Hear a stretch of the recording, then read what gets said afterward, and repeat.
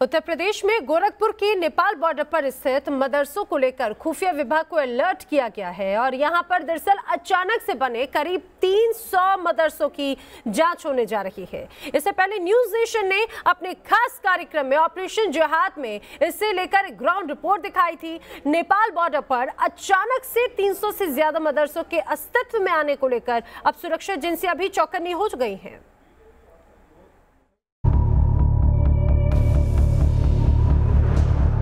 UP के गोरखपुर का ये वही नेपाल बॉर्डर है जो संवेदनशील माना जाता रहा है। यहाँ इन दिनों आप गिनती नहीं कर पाएंगे, इतने मदरसे अचानक से पनप चुके हैं।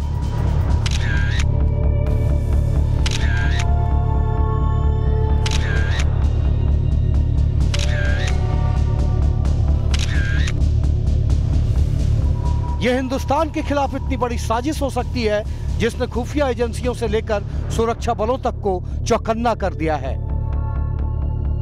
ये प्रतीत होता है, प्रथम दृष्टया देखने से लगता है कि यहाँ की जो लोगों की आर्थिक स्थिति है या संस्थान की जो अपनी आय की स्रोत हैं उसे अधिक के दिखते हैं। मतलब अचानक बहुत बड़े बड़े बिल्डिंग्स और ये सब बन रहे हैं। दरअसल ये वो मदरसे हैं जो हाल के दिनों में कुकुरमुत्तों की तरह नेपाल बॉर्डर पर वजूद में आए हैं। इन मदरसों को लेकर शक की शुरुआत तो इस बात से होती है कि जहां इतने छात्र नहीं हैं, वहां इतनी बड़ी तादाद में मदरसों की जरूरत अचानक क्यों आन पड़ी है।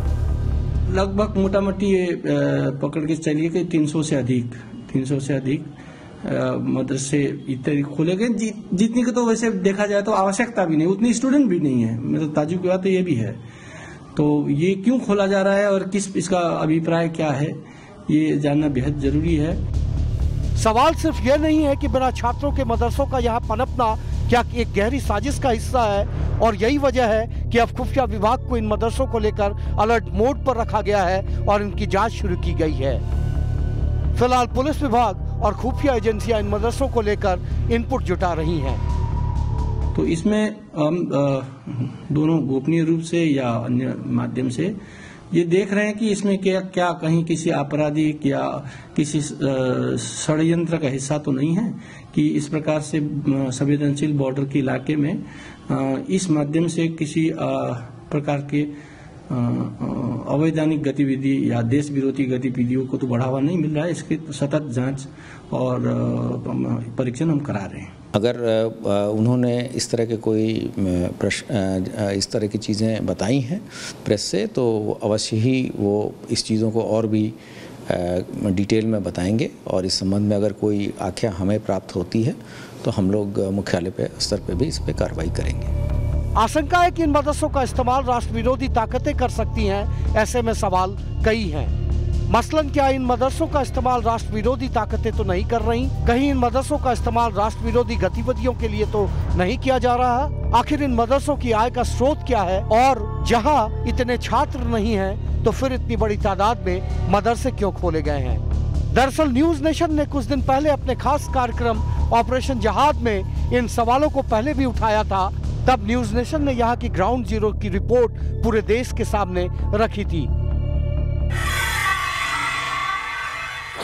पाकिस्तान जिस तरह से नेपाल के अंदर पूरी कोशिश कर रहा है कि इधर के जो भारत के बॉर्डर टाउन हैं वहाँ उन मदरसों में और मदरसों के साथ जुड़ी हुई मस्जिदों में जिनके लिए पूरी तरह फंड मुहैया कराया जा रहा है पाकिस्तानी खुफिया एजेंसी से, और वहाँ बाकायदा ट्रेनिंग दी जाती है। लेकिन ये ट्रेनिंग जो नेपाल में दी जाती है उसका सीधा हिंदुस्तानी कनेक्शन किस तरह जुड़ता है, वो जाँच एजेंसियों को मिल रही रिपोर्टों के मुताबिक है कि इन सब मदरसों में हिंदुस्तान की तरफ से आने वाले जो लोग हैं उनको ट्रेनिंग दी जाती है, और इस ट्रेनिंग को देने वाले लोगों में शामिल हैं ISI के लोग। और वहाँ धार्मिक शिक्षा के नाम पर जिस तरह हिंदुस्तान के खिलाफ जहर बोया जाता है, हिंदुस्तान की जो जवान होती हुई पीढ़ी है जो इन बॉर्डर टाउन्स पर है, जो यहाँ रहती है, उसके अंदर किस तरह से जहर भरने में वहाँ की जांच एजेंसियाँ इस समय लगी हुई हैं, वो किस तरह कामयाब हो रहा है, वो इसको आप बॉर्डर्स की इस बेहद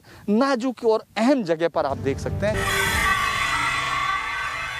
भारत नेपाल की सीमा पर 100-200 नहीं, हजारों की तादाद में इस तरीके से मस्जिद और मदरसों का निर्माण हुआ है। अगर थोड़े बहुत हों तो बात शायद न उठे, लेकिन अब ये सवाल लोगों के द्वारा उठाया जाने लगा है कि आखिर वजह क्या है कि इस तरीके से नो मैंस लैंड पर मस्जिद और मदरसों का निर्माण हो रहा है।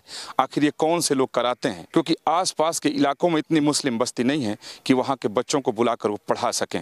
हालांकि वो दावा करते हैं कि उनके यहाँ बहुत सारे बच्चे पढ़ते हैं, लेकिन रिकॉर्ड मांगने पर कभी रिकॉर्ड दिखाते भी नहीं हैं। न्यूज नेशन संवाददाताओं ने तब कई चौंकाने वाले खुलासे किए थे। अव्वल तो ये कि भारत नेपाल सीमा पर धड़ल्ले से मदरसे खुल रहे हैं। दूसरा खुलासा, नेपाल सीमा के आसपास 257 मस्जिदों और मदरसों पर खुफिया एजेंसियों की नजर है। तीसरा खुलासा, बॉर्डर इलाके में मुस्लिम आबादी कम फिर भी मदरसे बहुत ज्यादा हैं, लिहाजा शक और गहराता है। चौथा खुलासा, करोड़ों की लागत से बन रहे मदरसे के लिए पैसा कहां से आ रहा है और ऐसे में सीधा शक जिहादी नेटवर्क पर जाता है। पांचवा खुलासा, स्थानीय लोगों को मदरसों की गतिविधियों पर शक है। यहाँ पर कौन आता है, कौन रहता है, इस पर लोगों को संदेह है। दरअसल गोरखपुर जोन के 11 जिलों में से 6 जिले कुशीनगर, महाराजगंज, सिद्धार्थनगर, बहराइच, बलरामपुर और श्रावस्ती की सीमा नेपाल से सटी है और इन्हीं जिलों में अचानक से बड़ी संख्या में मस्जिद और मदरसे खुले हैं। लिहाजा खुफिया विभाग अलर्ट मोड पर है। नेपाल भारत बॉर्डर सीमा पर मदरसों का ऐसा जाल चौंकाता है, खासकर तब जब वहाँ मुस्लिम आबादी बेहद कम है। और इन मदरसों पर करोड़ों खर्च कौन कर रहा है, ये और शक पैदा करता है। लखनऊ से आलोक पांडे और अनिल यादव के साथ टीम न्यूज नेशन।